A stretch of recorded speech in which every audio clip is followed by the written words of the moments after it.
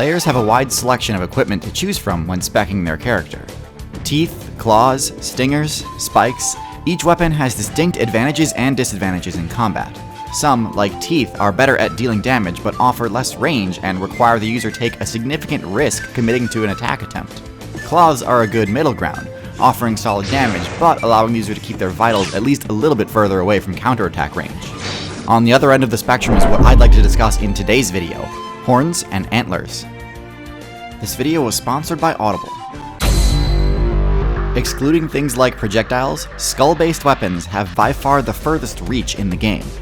This makes them excellent defensive weapons, as it gives players a large threat range that an approaching player needs to find a way to get through in order to connect with their own attack. Against a player with powerful horns or large antlers, messing up your approach and getting counterattacked can spell disaster, since these attacks can deal devastating damage when they connect. However, actually connecting with a strike isn't always easy for players who spec into this trait. Since skull projections can be quite heavy and cumbersome, swinging them can be quite slow and risky in and of itself, because if the attack is dodged by an aggressive opponent, you might be left wide open to getting rushed down and taking a ton of damage. So today I'd like to delve deeper into the advantages and disadvantages that come with equipping skull weapons to your character, and discuss some examples of good and bad usage of this perk. The two main types of skull weapons are horns and antlers. Horns are permanent and usually equipable to both sexes, whereas antlers are grown and shed each year, and usually a perk exclusive to male characters. Players in the Servid faction have exclusive access to antlers, while horns can be equipped to a wide variety of character types and have the major advantage of being permanent. Large antlers are useful for resource competition against other players, and occasionally to deter predators, but really their primary function is tied to the reproduction questline. Part of the Servid questline is that in order to complete the mating quest, male characters need to become party leader, and in order to achieve the rank of party leader, a Servid must duel against other male Servid characters and defeat them. Antlers allow these players to duel in a way that tests their strength while still remaining mostly non-lethal, as these players don't actually want to team kill their own party members. As far as combat abilities go, antlers probably aren't the most optimal choice. They weigh the user down quite a bit, make it more difficult to move through dense forest, and the enormous amount of energy it takes to shed and regrow them on a regular basis makes them a handicap rather than a perk. They don't have many secondary uses either. They can be used to dig with, but there's no upside to using antlers to dig rather than your feet.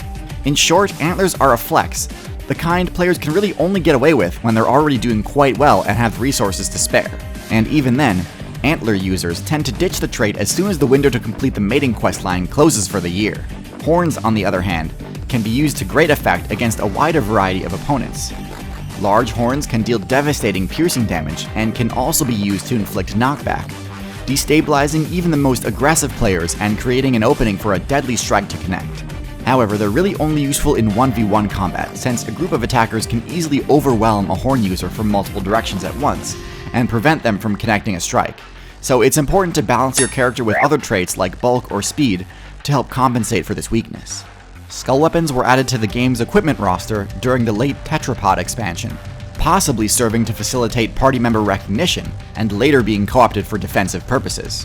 While data miners are unsure whether early horn users like the Triceratops build had horn attacks as an integral part of their combat movesets, players in the current meta employ a wide variety of strategies to get the most out of their equipment. Tank builds like the Rhinoceros tend to use horns primarily for the knockback effect in 1v1 matchups, though they're capable of inflicting lethal piercing damage as well. More agile builds like the Wildebeest and Cape Buffalo coordinate team defenses against predators that employ both horn and kick attacks, and have a high critical hit ratio due to the sharpness of their horns. Some animals with skull weapons favor other types of attacks, using their long legs as the primary line of defense against predators, and mostly use their skull mods to fight against others of the same build type. As powerful and impressive as horns are, their overall contribution to the viability of a character is less than you might expect, especially in terms of how vital they are to a player's game plan for dealing with predator attacks. Most horn users spend a ton of evolution points on their base speed stat to avoid confrontation with more powerful players in the first place, meaning that heavy skull equipment actually impedes this strategy rather than synergizing with it. Horn attacks tend to be employed as a last resort with varying degrees of success, since their base accuracy is so low. Horns lose their value in combat if the player's head is immobilized. So to use this perk effectively, The build should have a high base stamina and access to a variety of other attacks that can counter a grappling opponent. Since most animals with horns and antlers defend themselves more effectively with their feet, there are plenty of examples of similar builds like zebras and camels that are equally viable without horns equipped at all. However, in builds like rhinos that spec into bulk instead of speed, horns are fundamental to their combat strategy, and viability suffers significantly if their horns are damaged. When equipping your character, it's important to consider both your own character's stats and the types of attackers you're likely to encounter before you decide to spec into an expensive skull weapon. For example, if the primary threat in your server is a build from the Panthera faction, horns might not be the most optimal choice, since a big cat's primary objective is to land a critical strike on the opponent's neck, so you may be better off investing in more forceful kicks that can be used while keeping your head out of reach. But if the meta is more centralized around canine builds, front-facing weaponry may be the better option, since canines tend to target their prey's rear and get kills via bleed damage. The most viable horn users are well-rounded with respect to speed, bulk, and overall combat movesets, but most importantly, they spec their characters to be best equipped to counter the most dangerous threats in the current meta.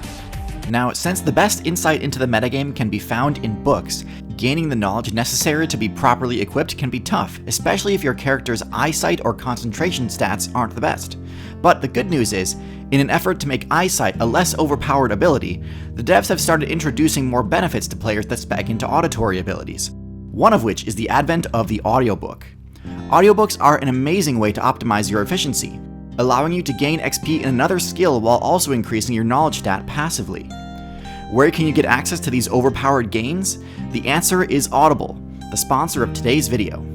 Audible has the world's largest selection of audiobooks, so no matter what you're interested in, there's something for you. I've been using Audible for years now, but my personal favorite from this year was Project Hail Mary, an awesome sci-fi adventure novel written by Andy Weir, the author of The Martian. Trust me, go in blind, it's well worth it. And lucky for you, Audible is having a holiday special right now, where new members can get 60% off their first 3 months.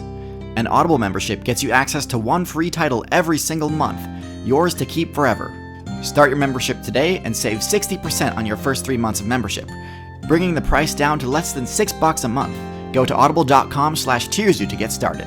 Thank you so much for watching, thanks especially to my patrons on Patreon, and I'll see y'all in the next video.